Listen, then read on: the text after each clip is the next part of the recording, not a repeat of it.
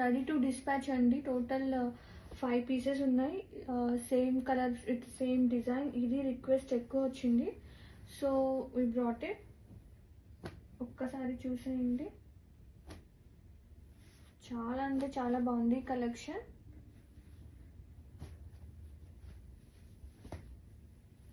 Total 5 pieces ready.